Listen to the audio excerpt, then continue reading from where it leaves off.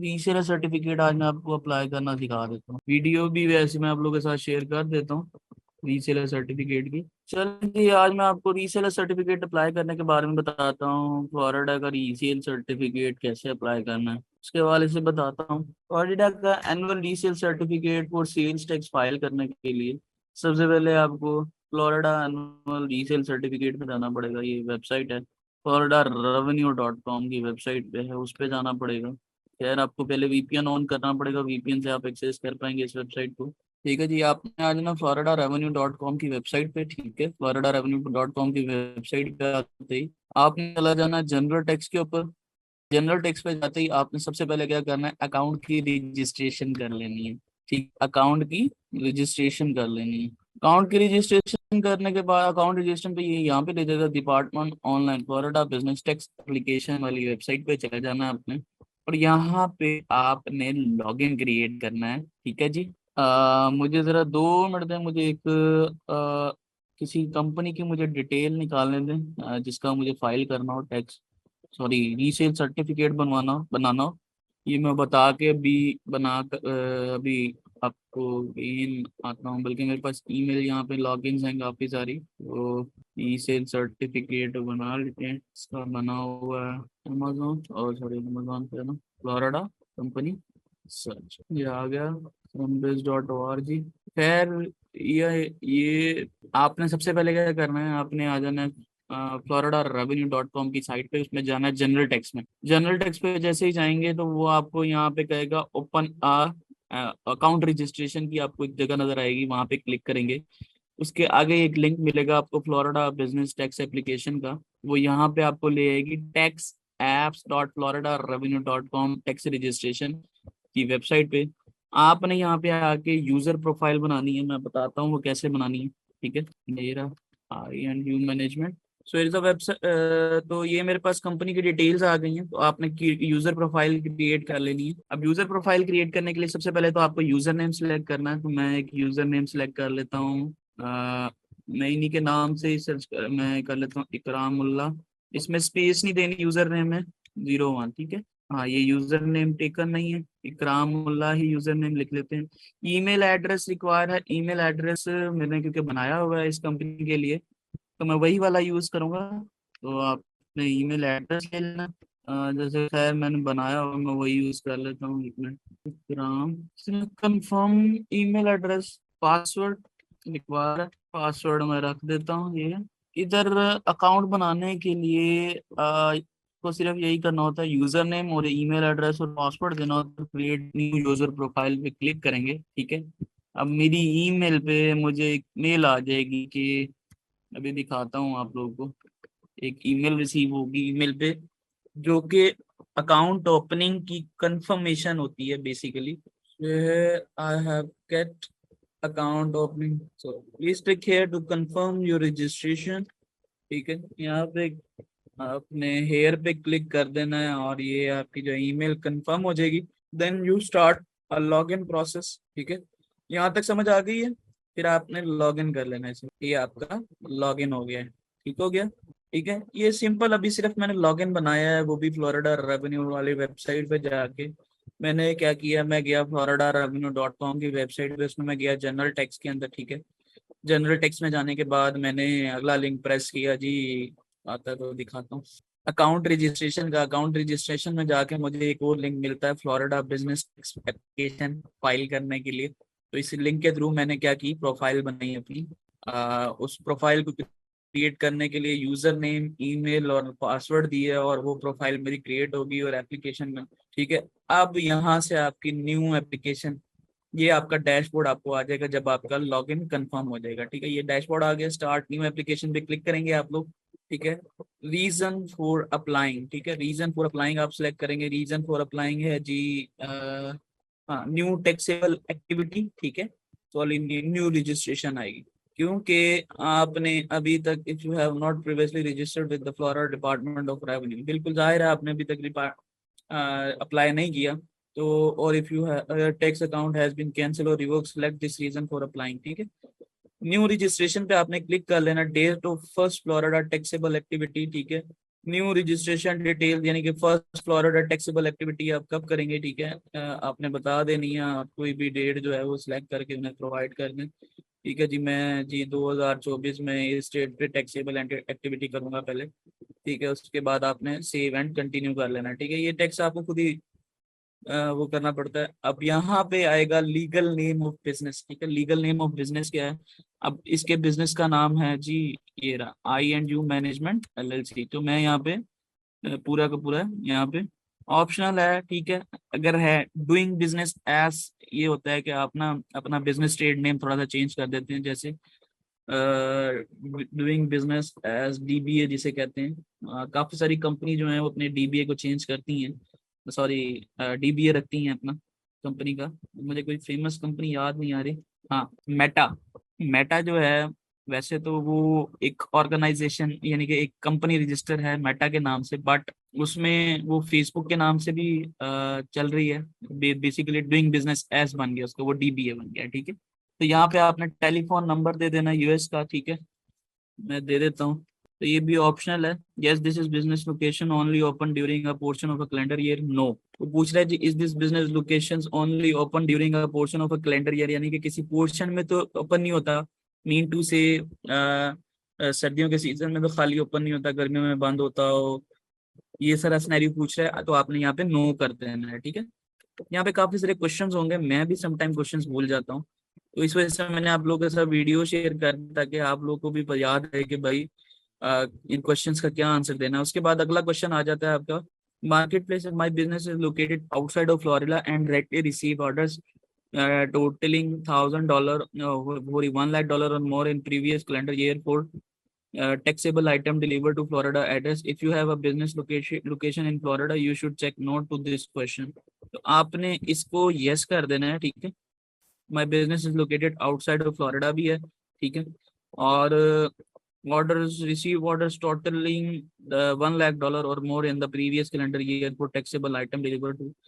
खैर ये आपने नो कर देना है इसमें, क्योंकि हमने तो अभी तक की नहीं है इतनी सेल्स, और आप बिल्कुल न्यू रजिस्ट्रेशन कर रहे हैं। My business is located outside of Florida, enter into the agreement with the seller to facilitate sales of taxable item to be delivered to Florida addresses, collects payment on behalf of the seller and in the previous calendar year facilitated 1 lakh or more collective sales in sales for these sellers।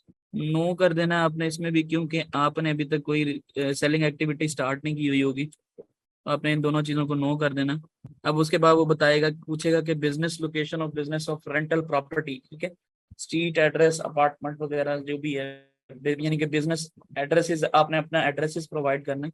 Basically address provide करने के लिए यहाँ पे आपको जो LLC वाला address आप शुरू में परचेज करते हैं, ये वही यूज करेंगे आप। ठीक है, अपार्टमेंट और suit number, city S T Petersburg और फ्लोरिडा कंट्री काउंटी। हाँ, अब यहाँ पे फ्लोरिडा काउंटी, काउंटी जो है बेसिकली यहाँ पे नहीं लिखी होती, तो आपको काउंटी यहाँ पे सर्च करनी पड़ती है, ST Petersburg county.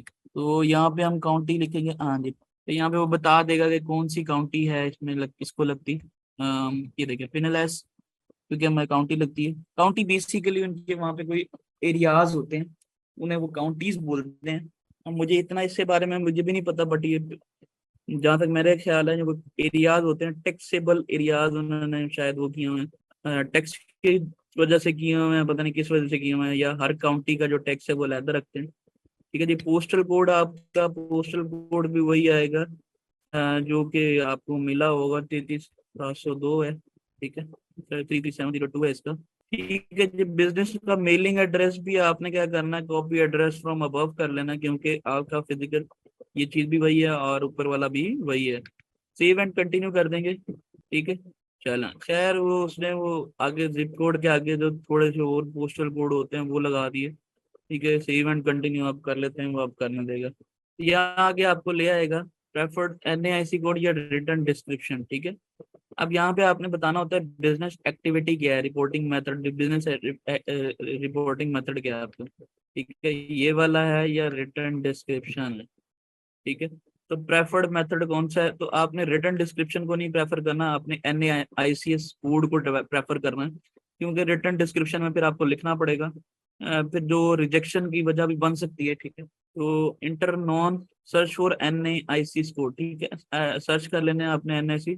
Search your industry sector, ठीक है, आपने अपने इंडस्ट्री सेक्टर को सिलेक्ट करना है। मैं यहाँ पे इंडस्ट्री सेक्टर यहाँ पे सिलेक्ट कर लूँ, माइनिंग रिटेल ट्रेड, ठीक है। एक ये ऊपर वाला है, एक नीचे वाला है, ठीक है। अब इनमें से ना अक्सर ऐसे होता है मेरे से गलत सिलेक्ट हो जाता है, एक मिनट मैं अभी चेक कर लेता हूँ कौन सी रिटेल ट्रेड मैंने सिलेक्ट करनी चाहिए। हाँ, ये ऊपर वाली सेकंड नंबर वाली रिटेल ट्रेड जो है वो आपने सिलेक्ट कर लेनी है, ताकि यहाँ पे ये जनरल मर्चेंडाइज रिटेलर्स आ जाए, ठीक है। An a department store, ware, club, all other general merchandise retailers, ठीक है। मिसकिलिनियस जनरल मर्चेंडाइज स्टोर, ठीक। तो यूं करके आपने वो ऐड कर लेना और ये आपका ऐड हो जाएगा, ठीक है। मैंने क्या किया है, इंडस्ट्री सेक्टर पहले सिलेक्ट किया है, ठीक है। इंडस्ट्री सेक्टर मैंने रिटेल का दूसरे वाला रिटेल ट्रेड सिलेक्ट किया, ठीक है। ये select your industry, general merchandise retailer select की, ठीक है। उसके बाद डिस्क्रिप्शन मैंने किया ऑल अदर जनरल मर्चेंडाइज, और उसके बाद मैंने डिस्क्रिप्शन और सिलेक्ट की मिसलिनियस जनरल मर्चेंडाइज रिटेल। अब एक शुरू में आपने रिटेल ट्रेड और आखिरी तीन में आपने मर्चेंडाइज रिटेल सेलेक्ट करके और उसे सेव एंड कंटिन्यू कर देना, ठीक है। Select you from a business form of business ownership, ठीक है। आपकी LLC होगी, LLC होगी तो LLC, कॉर्पोरेशन है तो कॉर्पोरेशन, सोल प्रोप्राइटर है तो सोल प्रोप्राइटर, पार्टनरशिप है तो पार्टनरशिप, ठीक है। तो आपकी क्योंकि लिमिटेड लाइबिलिटी कंपनी होगी तो LLC आपने सेलेक्ट कर लेनी है, ठीक है, यहाँ पे, ठीक है। और सेव एंड कंटिन्यू कर लेना, ठीक हो गया। मेंबरशिप टाइप सिंगल मेंबर है या मल्टी मेंबर है, आपने ये बताना है कि उन्हें सिंगल मेंबर हैं आप या फिर मल्टी मेंबर। दूसरी बात, आप लोगों की S कॉर्पोरेशन होती है, C कॉर्पोरेशन नहीं होती, तो आपने S कॉर्पोरेशन ही रखनी है। अब ये EIN नंबर आपसे रिक्वायर कर रहा है, तो EIN नंबर यहाँ नहीं लिखा हुआ तो हम लिख देते हैं, चाहे EIN नंबर भी ओपन कर लेते हैं भाई। यहाँ पे खुलेगी ये वेबसाइट, ठीक है जी, ये मेरे पास वेबसाइट ओपन होगी, ठीक है। यहाँ पे आपने लॉगिन कर लेना। मैं लॉगिन कर लेता हूँ क्योंकि मुझे EIN यहीं पे रिसीव हुआ था, तो मुझे इस वजह से मैं ये लॉगिन कर लूँ। इसकी मेरे ख्याल है किसी और रजिस्टर्ड एजेंट से मैंने की थी, एक मिनट, हाँ इससे की थी, वहाँ से जाके, ठीक है जी, ये लॉगिन कर लेना क्योंकि मैंने किसी और से रजिस्टर किया था शुरू में, मैं किसी और से करता था, ये काफ़ी पहले की बनी हुई मेरे पास। और फिर मैंने इसे सनशाइन वालों से करना शुरू कर दिया था क्योंकि इनकी फीस कम थी एज कम्पेयर टू दे, इनकी इनके मुझे $99 नहीं, $125 पे करने पड़ते थे, और उसके मुझे वहाँ पे सिर्फ $84 पे करने पड़ते हैं। और दोनों की सर्विसेज बिल्कुल सेम है, दोनों के डैशबोर्ड बिल्कुल सेम है, ठीक है। तो इतना मसला नहीं होता। तो यहाँ पे मुझे डॉक्यूमेंट जो आते हैं, जो भी मुझे डॉक्यूमेंट्स आते हैं वो यहाँ पे आते हैं, ठीक है। सारे के सारे डॉक्यूमेंट्स मुझे यहाँ पे रिसीव होते हैं। तो ये इनिशियल फाइलिंग डॉक्यूमेंट ये है यहाँ पे। तो आप देख सकते हैं March 1 का EIN आया हुआ है इसका। रीसेल सर्टिफिकेट हम जानबूझ के अप्लाई नहीं करते किसी किसी का। 3527888145, तो ये आपका ऐसा EIN नंबर होता है, ठीक है। ये पेज होता है बेसिकली EIN का। इसके 4-5 पेजेस होते हैं, ये सारे के सारे आपको रिसीव होते हैं। वो नीचे 5, ये नीचे आपको पेजेस नजर आ रहे होंगे, 1 2 3 4 5 पेजेस करके। तो हम इसका EIN नंबर डाल देते हैं ताकि जो है 3527882788 उल्टा है ये, 88 145, 88 145, ठीक है। 3527888145, ठीक है। तो यहाँ पे ये हो गया, और सेव एंड हम कंटिन्यू कर लेते हैं, ठीक है जी। सेव एंड कंटिन्यू करने के बाद अब यहाँ पे अब आपकी पर्सनल डिटेल लेगा, ठीक है आपका, ठीक है। पर्सनल डिटेल लेगा, पर्सनल डिटेल में आपने क्या करना है, यहाँ पे आपने जो है फर्स्ट नेम और लास्ट नेम लिखना है। फर्स्ट नेम मेरा यहाँ पे है इकराम उल्लाह, और लास्ट नेम है खान, ये खान आ जाएगा। टाइटल आप छोड़ सकते हैं। अब ये लास्ट 4 डिजिट ऑफ SSN आपने पता है क्या करना है, क्योंकि जाहिर है कि SSN सिर्फ और सिर्फ होता है वहां के पास, ठीक है। अब आपके पास SSN नहीं है तो आपने क्या करना है, आपने लास्ट 4 डिजिट्स डाल देने हैं LLC के, 8145, ठीक है। टेलीफोन नंबर मैं दे देता हूँ 301905915, ठीक है। एग्जिस्टिंग एड्रेस ऑन रिकॉर्ड आपने सेलेक्ट कर लेना है, ठीक है। पर्सन की डिटेल भी, ठीक है। ऐड ऑफिसर, और ऑफिसर ऐड कर देंगे। एक this is a required field, okay sorry, title में डालना भूल गया, मिस्टर आएगा, ऐड ऑफिसर, ये यहाँ पे ऑफिसर ऐड हो गया हमारे पास, और हम सेव एंड कंटिन्यू कर देंगे। अब यहाँ पे डेट ऑफ फ्लोरिडा इनकॉर्पोरेशन और ऑर्गेनाइजेशन ऑप्शनल होता है, ठीक है, लेकिन आप दे सकते हैं इनकॉर्पोरेशन और ऑफ ऑर्गेनाइजेशन। इनकॉर्पोरेशन हमारी हुई थी 1/10/2023, यानी कि 1 जनवरी 2023 में हुई थी। अच्छा आपको थोड़ी सी एक और बात बता दूं कि Q1 में LLC की फाइलिंग्स बहुत लेट होती हैं ड्यू टू Q4। Q4 और Q1 दोनों में LLC की जो फाइलिंग टाइम होता है वो, यानी कि फाइलिंग टाइम बहुत ज़्यादा इंक्रीज कर जाता है।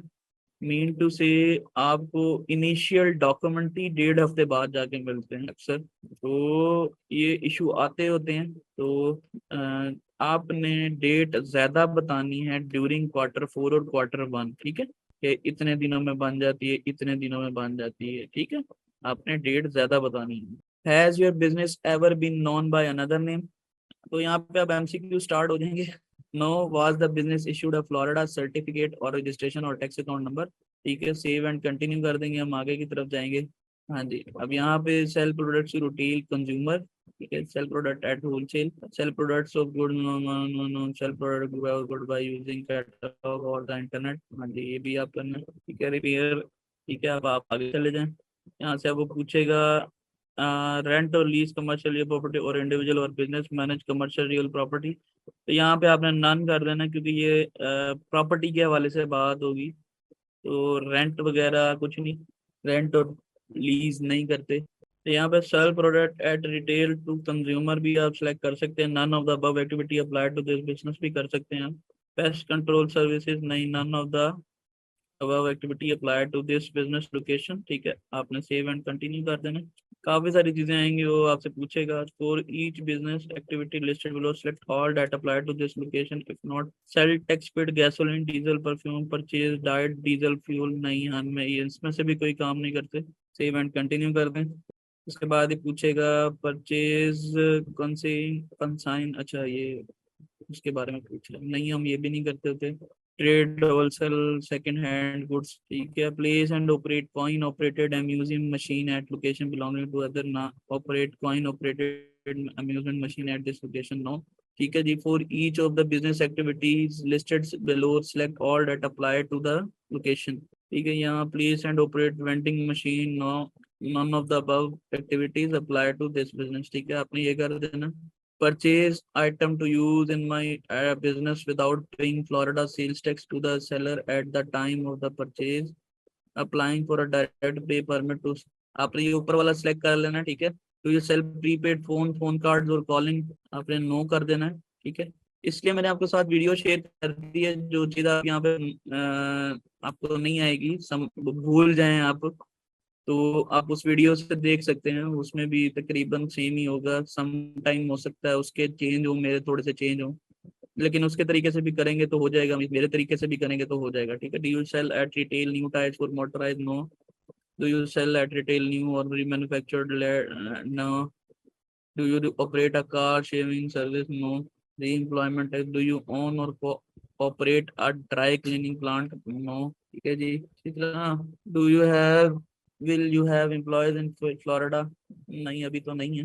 डू यू और will you lease workers from N employed company to work in Florida, do you use the service of person in Florida whom use consider to be self employed independent, no. ये वहाँ के persons के हवाले से कि आपने वहाँ के कोई आपने हायर किया हुआ या नहीं किया हुआ। Do you sell communication service, purchase communication service to integrate into prepaid calling arrangements, are you applying for a direct pay permit for communication service tax, no।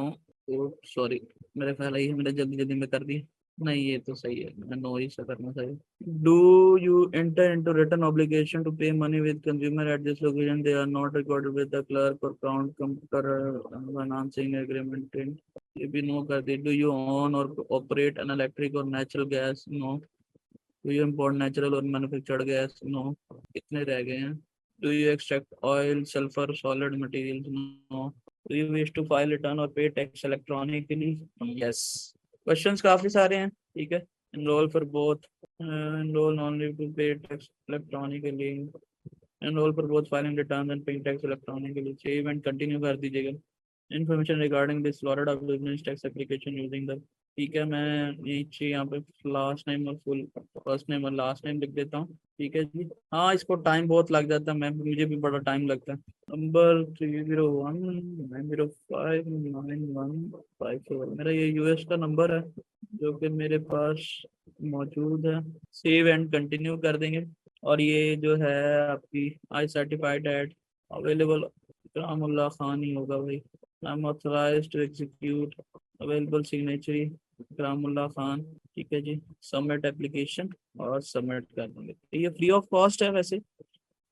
इस ये भी फ्री ऑफ कॉस्ट है। उसके अलावा आपका एक्सेस का भी free of cost है। और व्योमिंग का आपको $60 पे करना पड़ता है। ठीक है, व्योमिंग का आपको $60 पे करना पड़ता है। अब आपको रीसेलर सर्टिफिकेट मिलेगा कहाँ से? दूसरा क्वेश्चन आता है, आपको रीसेलर सर्टिफिकेट कहाँ से मिलेगा? अब यहाँ पे आपको अकाउंट कंफर्मेशन उसने नंबर दे दी है, उसके बाद जैसे ही आपका रजिस्टर हो जाएगा तो वहां पे आपको वो सारी चीजें दे देगा। तो एक दो दिन में जैसे ही अप्रूव होगा आपको मैं रीसेलर सर्टिफिकेट निकालना सिखा दूंगा। ठीक है, ठीक हो गया। रीसेलर सर्टिफिकेट आपने कहाँ से निकालना है वैसे मैं दिखा देता हूँ फिर भी एक दफा। प्रिंट एनुअल रीसेल सर्टिफिकेट पे जाना है। ठीक है, अब यहाँ होम पेज पे आता हूँ ना, print sales tax annual resale certificate, ठीक है, इस पे क्लिक करेंगे तो यहाँ से वो आपको कहेगा कि एक आपको जब यहाँ पे ये एप्लीकेशन वो हो जाएगी ना, अप्रूव हो जाएगी, तो यहाँ ना आपको वो इंफॉर्मेशन दे देगा कि भाई ये आपका रीसेल सर्टिफिकेट नंबर है। ठीक है, ये देखें सर्टिफिकेट नंबर और बिजनेस पार्टनर नंबर देगा। ठीक है, सर्टिफिकेट नंबर और बिजनेस पार्टनर नंबर आपने यहाँ पे दे देना है और इसे लॉगिन करके वहां पे आ रहा होगा प्रिंट रीसेल सर्टिफिकेट। ठीक है, प्रिंट रीसेल सर्टिफिकेट पे क्लिक करेंगे तो रीसेल सर्टिफिकेट आपका प्रिंट होके आ जाएगा। मैं अभी थक गया हूँ बोल बोल के। समझ आइए, आसान है, इतना मुश्किल नहीं है। वीडियो इसलिए शेयर कर दी है मैंने आप लोगों के साथ। तो बिजनेस पार्टनर नंबर कौन सा है? बिजनेस पार्टनर नंबर ये जब आपकी एप्लीकेशन अप्रूव हो जाएगी ना वकार, ये तब आपको मिलता होता है। यहीं पे ये आपको शो होगा, ये देखो, ये जो आपने जहाँ से जाके आपने फाइल किया ना, तो इन्हीं का डैशबोर्ड दोबारा लॉगिन करेंगे ना, तो लॉगिन करके आप जब जाएंगे ये यहाँ पे एक मिनट लॉगिन करके, ठीक है, ये जो आपकी एप्लीकेशन पड़ी हुई है कंफर्मेशन नंबर पे क्लिक करेंगे तो कंफर्मेशन नंबर के अंदर ही आपको यहाँ पे दो नंबर दिख रहे होंगे, एक होगा रीसेलर सर्टिफिकेट सर्टिफिकेट नंबर और एक होगा बिजनेस पार्टनर नंबर। वो होता है कोई 8-10 वर्ड्स का, 8-10 नंबर पे मुश्तमिल होता है, वो आपने देना होगा। ठीक है, क्लियर है?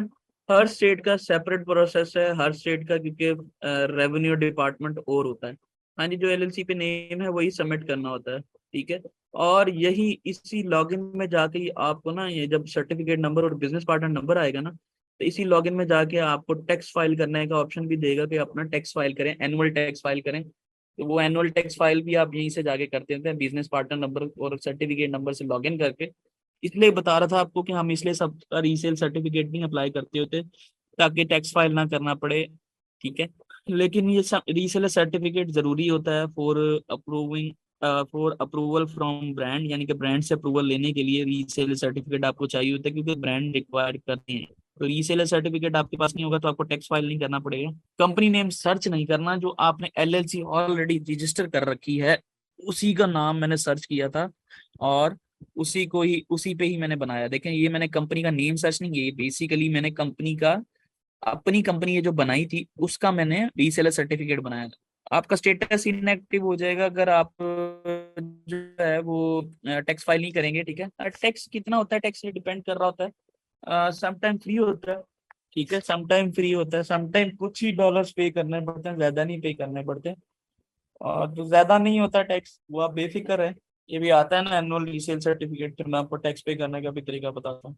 नहीं नहीं, एनुअल टैक्स IRS में नहीं फाइल करना होता है, यही रेवेन्यू डिपार्टमेंट में ही सबमिट कराना होता है। जिससे हमने रीसेल सर्टिफिकेट बनाया ना, इसी डिपार्टमेंट से ही आपको टैक्स फाइल करना होता है। ये बताएं, समझ आ गई है? आसान है, इतना मुश्किल नहीं है। मैंने वीडियो भी इसलिए शेयर कर दी है तीनों की कि भाई तीनों जो है जिसका भी रीसेल सर्टिफिकेट बनाना हो आप उस वीडियोस को देख के बना सकते हैं, कोई मसला नहीं होगा आपको।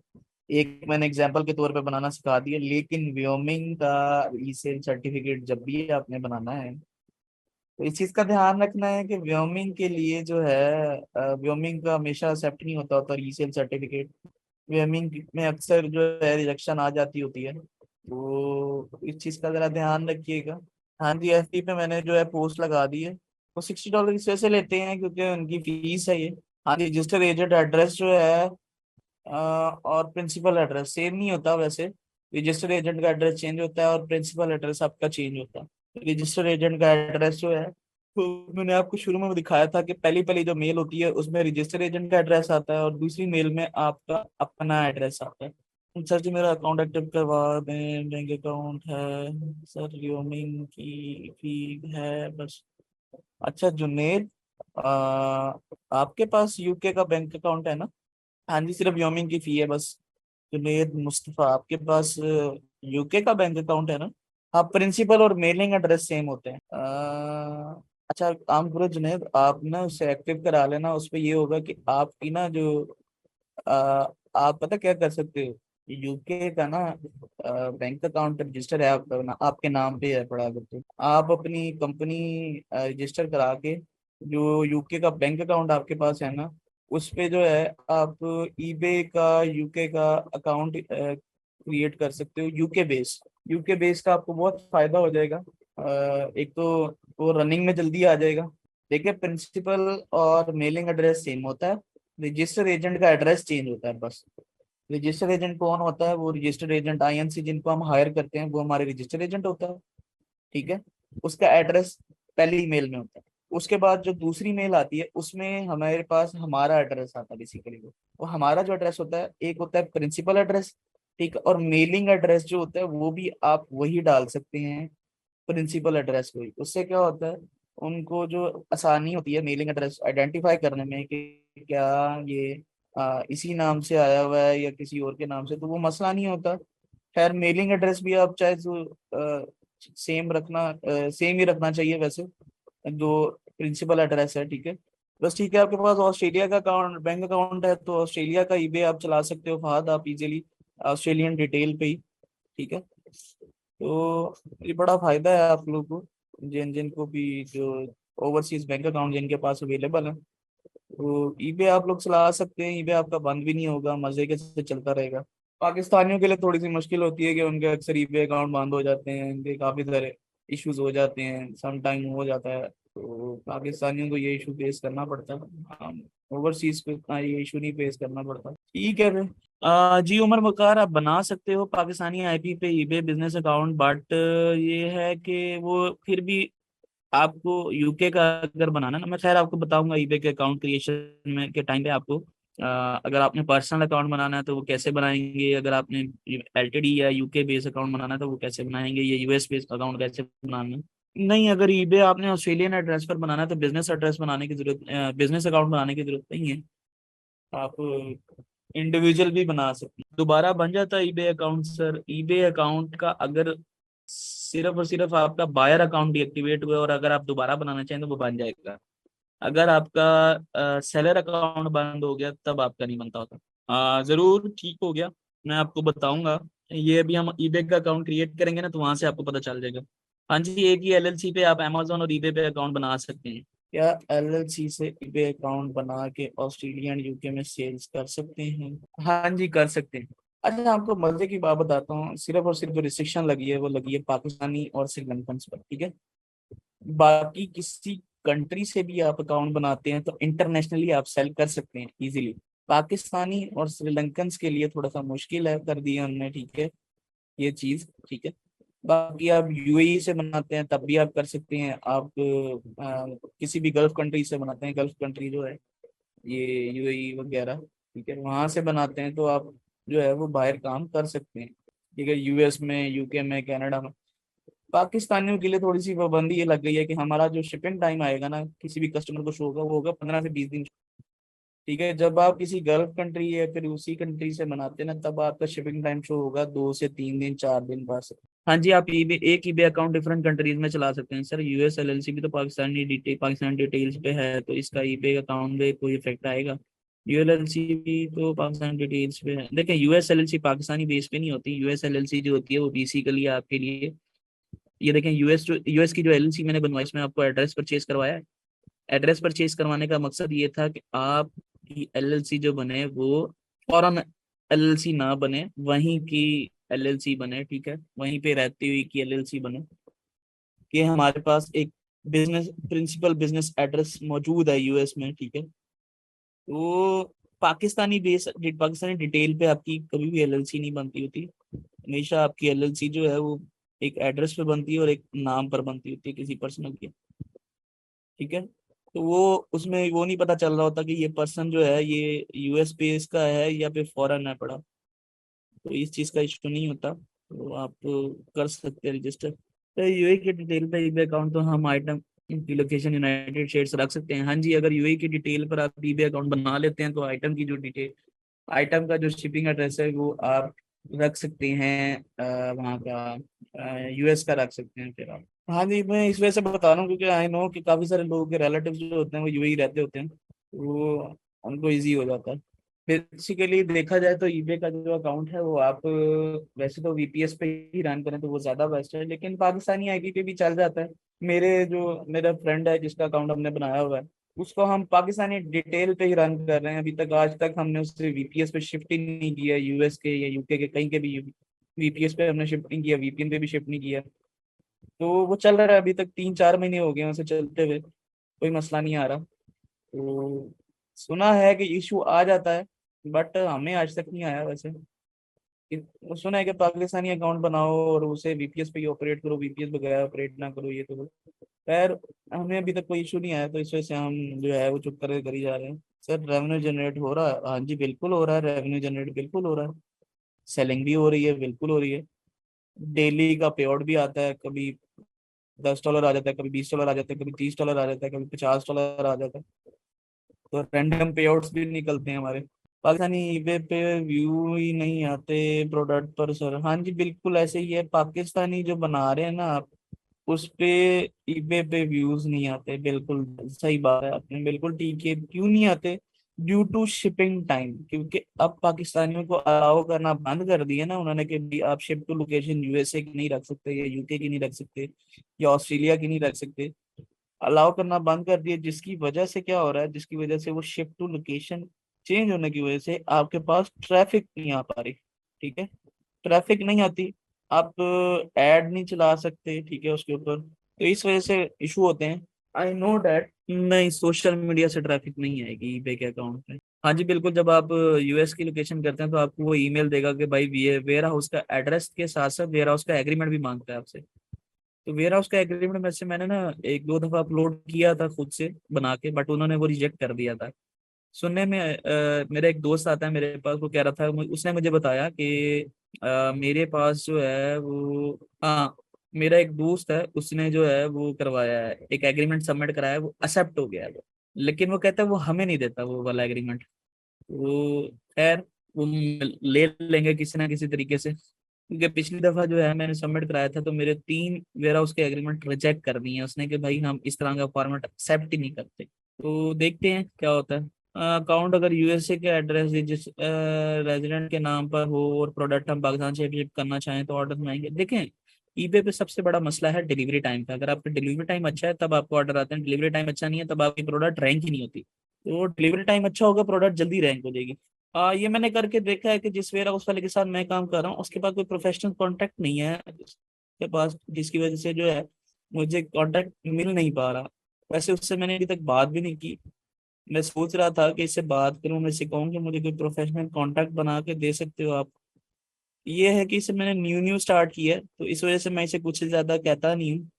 एक दफा इसके पास ज्यादा इन्वेंट्री जब जाना शुरू हो जाएगी ना, तब इसे मैं कहूंगा कि भाई हाँ आप बना के दो मुझे, जरा एग्रीमेंट भी बना दो। एलएलसी की बेस पे क्या इट्स से वॉलमार्ट ईबे सेलर अकाउंट सब बना सकते हैं जी बिल्कुल, एक एलएलसी पे आप ये सब बना सकते हैं। सर हमने जो पीपीसी और ट्रेडमार्क सीखा था उसकी सर्विस दे रहे लोग फाइवर पे, तो सर हाँ जो हमने सीखा था सिर्फ उतनी सर्विस देनी है लाइक ट्रेडमार्क के लिए, और तो अप्लाई ही करना था ना मोर प्रोबेबली। हाँ जी बिल्कुल ऐसे ही है। डीएक्टिवेट होता क्यों है ईबे का अकाउंट? देखें, डीएक्टिवेट पता क्या होता है, एक सिनेरियो मैं आपको बताता हूँ क्यों लोग कहते हैं कि 15 से 20 दिन बाद आपको सेलर अकाउंट में कन्वर्ट करना है। 15 से 20 दिन का सेलर अकाउंट कन्वर्ट करने का टाइम उन्होंने इस वजह से ले रखा है। अक्सर लोग तो कहते हैं रिव्यूज भी ले लें आप अपने बायर अकाउंट पे, ठीक है। अक्सर लोग कहते हैं थोड़ा सा परचेजिंग कर लें और परचेजिंग करके रिव्यूज ले लें, इस तरह से भी हो सकता है वैसे। लेकिन आपका बेसिकली जो बायर अकाउंट होता है ना वो डीएक्टिवेट हो जाता होता है बनते ही 2 से 3 दिन बाद। सम टाइम ऐसे होता है कि हफ्ते बाद जो है बायर अकाउंट डीएक्टिवेट हो जाता है। जब बायर अकाउंट डीएक्टिवेट होता है ना तब क्या होता है, तब इश्यूज आना शुरू होते हैं। बायर अकाउंट डीएक्टिवेट इसलिए कहते हैं कि कभी ईबे का बायर अकाउंट बनाते हैं उसे डायरेक्ट सेलिंग अकाउंट पे नहीं कन्वर्ट कर देना चाहिए, चाहे आप यूएसए बेस भी बना रहे हैं ना तब भी ऐसा नहीं करना। क्यों? क्योंकि ईबे में ये इशू है कि उनका बायर अकाउंट जो है वो टर्मिनेट हो जाता है। इस वजह से थोड़ा सा टाइम बाद जाके आपको सेलर अकाउंट में कन्वर्ट करना चाहिए ईबे का अकाउंट, ठीक है। बेस्ट तो यही है कि ईबे पे पहले इससे डेवलप कर लें, क्योंकि मैं जो मेरे दोस्त का अभी तक अकाउंट चला रहा हूँ ना वो उस पे ना हिस्ट्री डेवलप हुई हुई है। मीन टू से कि उस पे हिस्ट्री बड़ी जबरदस्त डेवलप हुई हुई है कि उसके ऊपर 34 फीडबैक्स थे ऑलरेडी। तो जब मैंने उस सेलर अकाउंट में कन्वर्ट किया था, ठीक है, 34 सेलर फीडबैक थे, सॉरी बायर फीडबैक थे कि भाई बाय किए हमने इनसे और सेलर ने हमें फीडबैक दिया हुआ था, तो 34 फीडबैक थे। इसी वजह से जो है वो उसका जो सेलर अकाउंट है मैंने पाकिस्तानी बेस पे भी चाहे बनाया है ना, तो वो जो है वो सेलर अकाउंट में कन्वर्ट होके बड़ा जबरदस्त चल रहा है, ठीक है, बड़ा जबरदस्त चल रहा है। और उस पे जो है वो शिपिंग लोकेशन चेंज भी करने दे रहा है, ठीक है। एक होता है ये कि बायर अकाउंट बनाते ही आप जब सेलर अकाउंट बनाते हैं ना पाकिस्तान पे, तब आप थोड़े बहुत रिव्यूज कोई कोई क्या करता है 3-4 रिव्यूज ले लिए, चल भाई इसे सेलर अकाउंट में कन्वर्ट करते हैं। जब ऐसा होता है ना तब वो सिनेरियो जो होता है ना वो थोड़ा सा ना वो हो जाता है, खराब हो जाता है। वो क्यों खराब हो जाता है?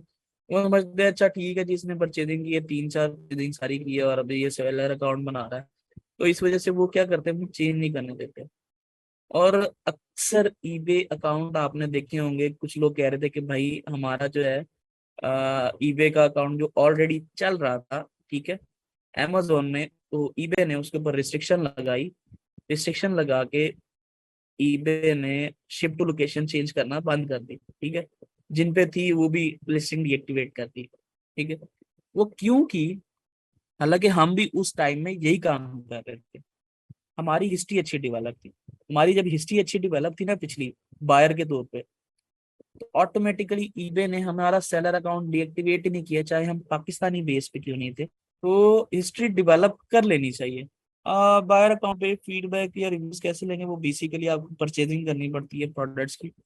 जब आप प्रोडक्ट्स की परचेजिंग करते हैं तब आपको फीडबैक्स मिलते होते हैं। तो हमने जो है ऑस्ट्रेलिया में, ईबे के ऑस्ट्रेलिया में ना हमने बड़ी परचेजिंग की थी ईबे के ऑस्ट्रेलिया से, तकरीबन 100 से ज्यादा ऑर्डर प्लेस कर चुके थे हम लोग।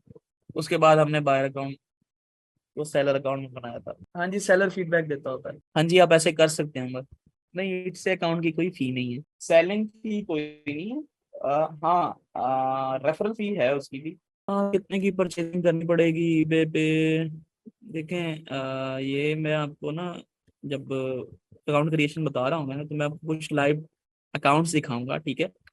उनको देख के आपको अंदाजा हो जाएगा कि कितनी की परचेजिंग करनी चाहिए कितनी की नहीं करनी चाहिए, वो ज्यादा बेस्ट रहेगा। अभी मैं आपको बता दूंगा ना तो वो मेरे लिए भी एक वर्बली बात हो जाएगी, आपके लिए भी एक वर्बली बात हो जाएगी, तो एक जब आप प्रैक्टिकल थिंग देखेंगे ना कि कितने की परचेजिंग हुई है वो ज्यादा बेस्ट रहेगा, ठीक है।